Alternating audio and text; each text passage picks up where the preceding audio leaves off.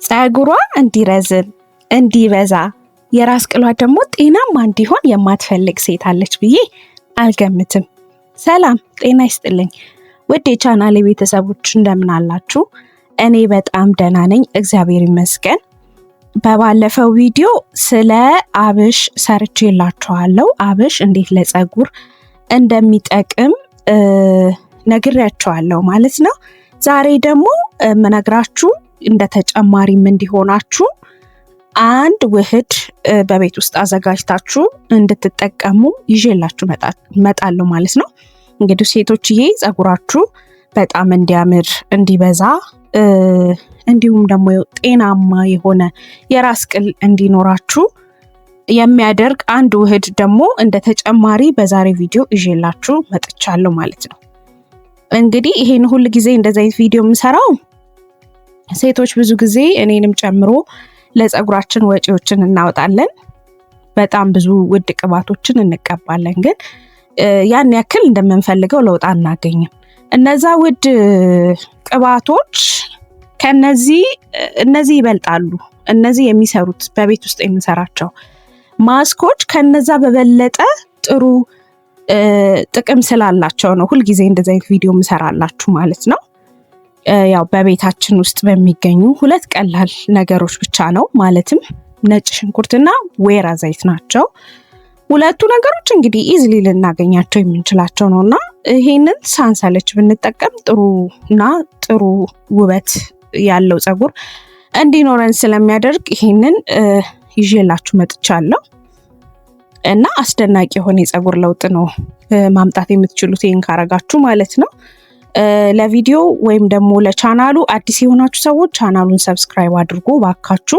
97% የምትሆኑት የኔ ቪዲዮ የምታዩት ሰብስክራይብ አላረጋችሁም። ሰብስክራይብ እያረጋችሁ እንዲሁም ይህን ቪዲዮ አይታችሁ ከጠቀማችሁ ሼር ማድረግ እንዳትረሱ እንደተለመደው ማለት ነው። ኮሜንትም ጻፉልኝ። እንግዲህ ስለ ነጭ ሽንኩርትና ስለ ወይራ ዘይት ሳወራችሁ በሁለቱ ግብአቶች የምናደርገው ማስክ ከነዚህ ከፀጉር ውበት በዘለለ ደግሞ ማሳከክን ያጠፋል፣ የፎሮፎር ችግርን ይቀርፋል፣ እንዲሁም ደግሞ የፀጉርን እድገት በከፍተኛ ፍጥነት ያፋጥናል ማለት ነው። ስለዚህ አዲሽናል የሆኑ ጥቅሞች አሉት። ቪዲዮውን ደግሞ እስከመጨረሻው ድረስ አብራችሁን እዩ ማለት ነው። ነጭ ሽንኩርት እንግዲህ ሁልጊዜ እኔ ቪዲዮ ላይ ካያችሁ ከጥቅሙ ነው የምንነሳው፣ ዝም ብለን አይደለም የምናዋህደው። በመጀመሪያ ይህ ውህድ ለምን ተአምር እንደሆነ ሳይንሳዊ ነገሩን ማየት ያስፈልጋል ማለት ነው። ነጭ ሽንኩርት በውስጡ ከፍተኛ የሰልፈር እና የቫይታሚን ሲ ይዘት አለው ነጭ ሽንኩርት ማለት ነው። ያው ይህ ደግሞ በራስ ቅላችን ላይ የደም ዝውውርን መጨመር፣ የፀጉር ስሮች ሄር ፎሊክል ብንላቸው እንዲነቃቁ፣ አዲስ ፀጉር በፍጥነት እንዲበቅል ነው የሚያደርገው ማለት ነው። በተጨማሪ ደግሞ ያው ነጭ ሽንኩርት ጸረ ባክቴሪያ በመሆኑ በራስ ቅላችን ላይ ያሉ ኢንፌክሽኖችን በሙሉ ይከላከላል ማለት ነው። ስለዚህ የነጭ ሽንኩርት ጥቅሙ ይሄ ነው።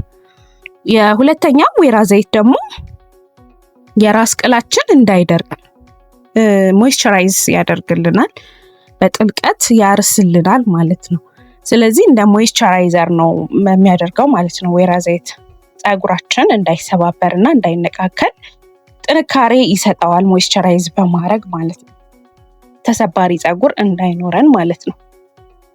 ሌላው እንግዲህ አላበዛባችሁም፣ ቀለል አድርጌ ነው አዘገጃጀቱን ስናይ በጣም ቀላል ነው። 4 ወይም 5 የሚሆኑ የተላጠ ነጭ ሽንኩርት በደንብ አድርገን እንፈጫቸዋለን። ባለን ነገር እንግዲህ ነው የምንጠቀመው፣ ወይም እንወቅጣቸዋለን መውቀጫ ካለን፣ ወይም እንፈጫቸዋለን። በምንችለው ነገር ፖይንቱ ማድቀቅ ነው፣ እናደቃቸዋለን ማለት ነው። ከዛ ግማሽ ኩባያ የሚሆን የወይራ ዘይት፣ ይሄ ኤክስትራ ቨርጅን የምንጠቀም ሰዎች ካለን ኦሊቭ ኦይሉን ለሞይስቸራይዘር ስለሆነ የምንጠቀመው እሱን ግማሽ ኩባያ የሚሆን እናዘጋጃለን። ዘን የተፈጨውን ነጭ ሽንኩርት ከወይራ ዘይቱ ጋር እናቀላቅላለን። በሳህን ሊሆን ይችላል፣ በሆነ እቃ፣ በንጹህ እቃ ብቻ ይሁን እናቀላቅለዋለን። ከዛ ትንሽ እሳት ላይ ነው የምናቆየው፣ መንተክተክ ምናምን የለበትም። ይሄን የምናደርገው ላይክ መዝምዞ እንዲያወጣው ነጭ ሽንኩርት ያለውን ነገር ወደ ኦሊቭ ኦይሉ እንዲሳብ ነው የተወሰነ የምንሰጠው ሙቀት የምንሰጠው። ከ3 እስከ 5 ደቂቃ ብቻ ለብ ነው የምናደርገው። ማንተክተክ አይጠበቅብንም ማለት ነው። ምክንያቱም ጥቅሙ እንዳይጠፋ ነው የምፈልገው። ዘይቱ መፍላት የለበትም ማለት ነው። ይሄ ኦሊቭ ኦይሉ ለብ ነው የምናደርገው። ከዛ ዘይቱ ከቀዘቀዘ በኋላ አወረድ ነው። ከ3 እስከ 5 ደቂቃ ተጠቅመን አወረድ ነው። ከዛ ዘይቱ ከቀዘቀዘ በኋላ ነጭ ሽንኩርቱን ማጥለል ይኖርብናል። በሌላ እቃ ወይም ይሄ ልንቀባ በምንችልበት እቃ ላይ እንትኑን ማጥለል፣ ይሄ ነጭ ሽንኩርቱን ማጥለል ያስፈልጋል። ዘይቱን ብቻ ለብቻውን በንጹህ እቃ ውስጥ እናስቀምጣለን ማለት ነው። ካጠለልን በኋላ ሌላ በምንጠቀመው ይሄ በምንቀባበት ነገር ውስጥ እቃ ውስጥ እናስቀምጣለን ማለት ነው። በጣም እንዳያችሁት ቀላል ነው። እንደነገርኳችሁ በጣም በጣም በጣም ቀላል ነው። እኔ ቮይስ ኦቨር ነው ብዙ ጊዜ የምሰራላችሁ እየሰራው ማሳየት ስላልቻልኩ ማለት ነው።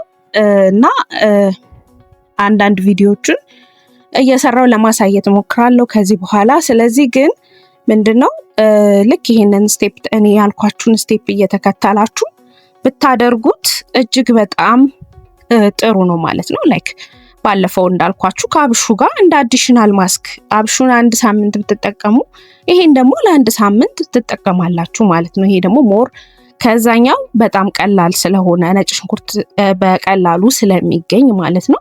እንደተለመደው ማሳጅ እያደረግን ሰርኩላር ሞሽን ጣታችንን ብቻ ነው የምንጠቀመው ማሳጅ ማድረግ ስንቀባ ማለት ነው።